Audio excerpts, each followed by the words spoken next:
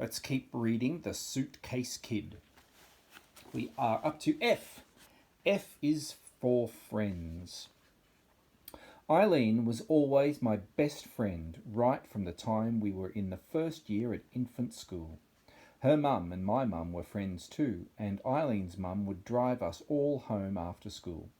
Sometimes we'd go back to Eileen's and her mum would make hot chocolate with marshmallows and Eileen and I would play with her Barbie dolls. Sometimes Eileen and her mum would come back to Mulberry Cottage with us and we'd have fruit juice. Once we had mulberry juice and Eileen and I would play Sylvanian families.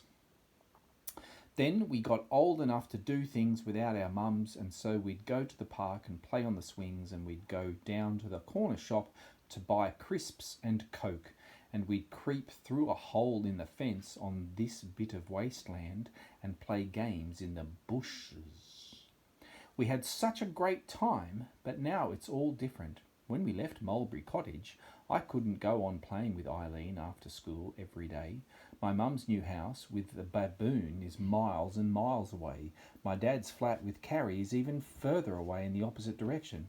Mum did not let me have Eileen round to tea one time, but Katie kept hanging. Mum did let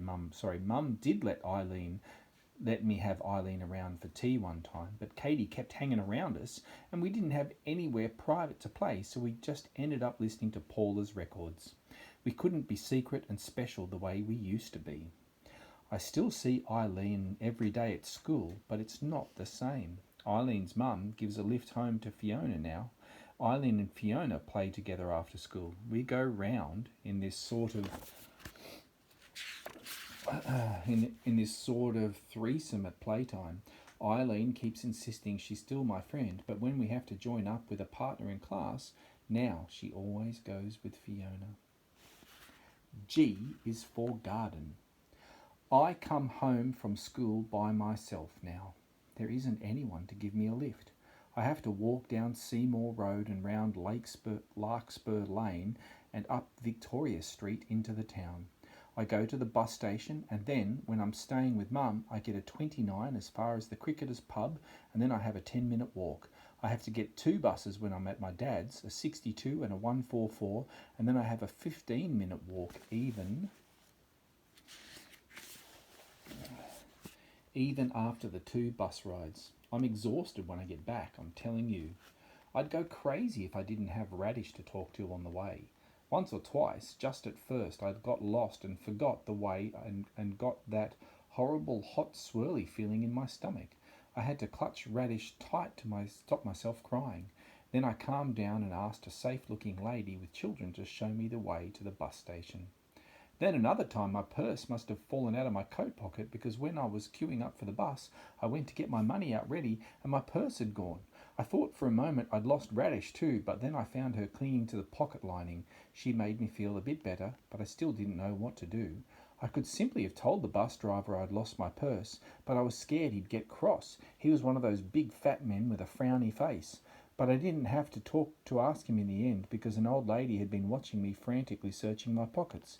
"What's up, dear? Lost your bus fare? Here, don't fret, I'll pay your fare today."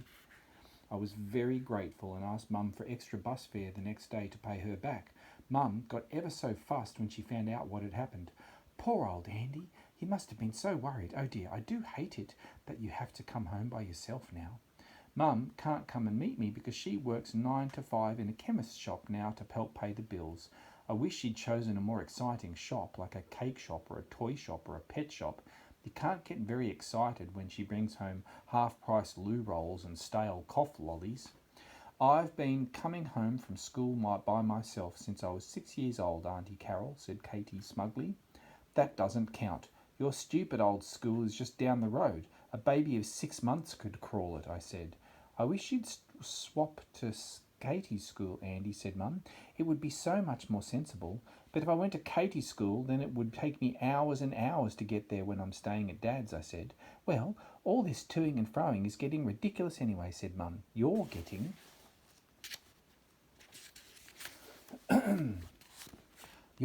worn out, Andy. I'm thinking about you, darling. It would be so much better if you settled down in one place for a while and went to the local school. That's what Dad says. He wants me to settle down with him and go to Zen and Crystal school, I said. I'm not going to go to any other old school. I like my school, even though it isn't really the same anymore. Eileen isn't the same. The teachers aren't even the same. They made a bit of a fuss of me at first when Mum and Dad split up, but now they often get cross with me. I forget to do things, or I lose my books, or I don't listen in lessons. If you'd only try to concentrate, Andrea, they'd say. I'm concentrating, but it's not often on lessons nowadays. There's only one good thing about all these boring journeys to and from school. I've discovered another mulberry tree. It's in a garden in Larkspur Lane, so I get to see it whether I'm living at my mum's or living at my dad's. It's not as nice as our mulberry tree at Mulberry Cottage, of course. It's very old and gnarled and bent over, but it still grows lots of mulberries. I watched them ripening from red to purple to bright black and brimming with juice.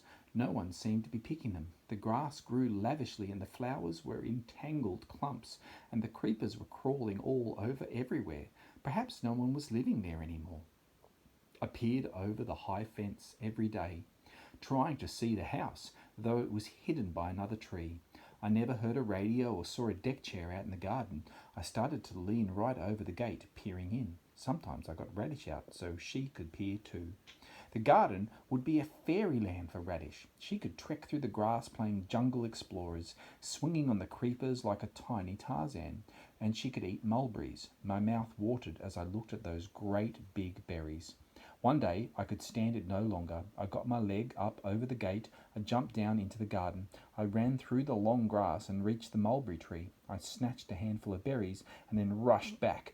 I scratched my hand on the tree and banged my shin badly climbing back over the gate, but I had the mulberries safe in my hand. I crammed them into my mouth and the juice spurted over my tongue, and I closed my eyes because it was just like being back at Mulberry Cottage.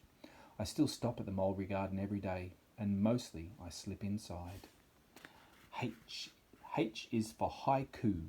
I wish I was in Mulberry Cottage with Mum and Dad and Radish. That's a haiku.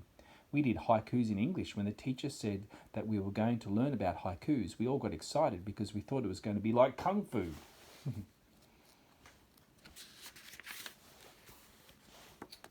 But haikus are little Japanese poems. She read us some, and there was one about a garden in the moonlight with a willow and wild berries. I started listening properly. I decided I liked haikus a lot. In my dreams, I am as small as my rabbit, and I am safe at home. That's another haiku. I is for ill. I always seem to be getting ill nowadays. I get these headaches, or sometimes they're tummy aches, or other times it's an ache all over and I'm either much too hot or too cold, or so cold I'm shivering. It's always worse on Fridays. That's changeover day. A few Fridays ago, I had a bit of a sniffle on the Friday morning. I burrowed right under the bedclothes till I got boiling hot and sweaty. And then I called Mum, sounding all sad and sore and pathetic. Mum felt my forehead and gave me a worried cuddle. I knew Katie would tease me later about being a baby, but I didn't care. Mum always makes far more fuss of me on Fridays. I clung to her and said I felt really lousy. I think you've got flu, said Mum. Oh dear. Well, you certainly can't do that awful journey to school, not in this state. You'd better stay in bed. All by myself, I said, hunching up as small as I could. Mum hesitated. Maybe I'd better stay off work. Oh, Mum, would you? I said. They won't like it, but it can't be helped. You're really not at all well, pet. You'd better stay in bed all weekend. What, at Dad's? No, you'll stay put here. You're not up to travelling, said Mum firmly. I started to feel really sick then. I wanted to stay with Mum and have her making a big fuss of me, but I still wanted to go to Dad's too. But I made the most of that Friday all the same. Katie flounced off, forbidding me in a whisper to touch any of her videos or records, or I'll get you later. I can beat her in a straight fight, but she's got all sorts of devious, hateful ways of hurting me. She hides my stuff, she scribbles inside my school books. Once I found poor Radish floating miserably down the loo, and I just know Katie threw her there. She had to spend the night in a bowl of disinfectant, and she didn't lose the smell for days and days, so that whenever I cuddled her close, my eyes stung. But I didn't need to play Katie's records or videos or touch any of her boring junk. Mum came and sat on the edge of my bed, and she read the paper, and I read some of my old baby books, and then when I started to act a bit droopy, Mum read some more books aloud to me. She fixed me a lovely lunch, tomato soup and a soft white roll, and then she made me a special bowl of green jelly. She even let me pretend it was lettuce flavoured so that Radish could wade through this wonderland and get her paws all sticky. We all had a nap after lunch, and when I woke up, Mum lent me her white lace hanky, and I played brides with Radish. I said I was starting to feel a lot better, and suggested I could get up, but Mum wouldn't hear of it. And then the others came home from school, and the baboon came back from work, and then at about 7 o'clock I heard the car toot outside. It was Dad come to pick me up. I tried jumping out of bed then, but Mum hauled me straight back. She went to speak to Dad, only they didn't do much speaking. They were shouting in less than a minute. Then Dad stormed right into the house and up the stairs to see me. Uncle Bill said he had no right to come barging in, and Dad said he had every right if his daughter was ill. Dad gave me a great big hug, but then he held me at arm's length and looked at me. You seem fine to me. Maybe you've got a cold, but everyone's got the sniffles just now. Come on, Andy, get dressed and we'll get cracking, said Dad. I started to do as I was told, but Mum started shouting that it would be madness taking me out in the cold air when I had flu, and that I was to get back into bed this instant. I stood in my pyjamas, shivering in the middle of Katie's bedroom, not knowing what to do. Mum won that battle in the end. Dad stormed out, and I was so scared he was blaming me that I started crying. Mum bundled me back in bed, insisting that it was wicked for Dad to get me in such a state. I had to stay in bed most of that weekend, and it stopped being a treat and started to get really boring. I didn't have Mum to myself because all the others were around. And then, on Sunday, Katie insisted she'd caught my flu, and she stayed in bed too. She didn't want my Mum nursing her, she just wanted her Dad. So the baboon sat her on his lap and called her his poor little princess and other sickening stuff. He nipped out to the off-licence at lunchtime and bought her a huge box of chocolates. Katie wouldn't eat any of Mum's chicken and roast potatoes and peas, but she hogged almost that whole box of chocolates to herself. I hated seeing her all cuddled up with the baboon. It made me miss my Dad even more. I couldn't wait till the next Friday so I could go see him again, but then he was all huffy with me for ages, acting like it was my fault I'd stayed on at Mum's. You can't kid me, Andy, you were play acting, he said crossly, and when I tried to get on his lap he tipped me off and said I was behaving like a big baby. Oh no, poor little girl. He was a bit nicer on Saturday, and by Sunday he was okay, and he played snap with me, and one evening that week he came home early from work and took me out and bought me an ice cream soda, but it still wasn't such a good visit as usual. Maybe I'd better not get ill again for a while.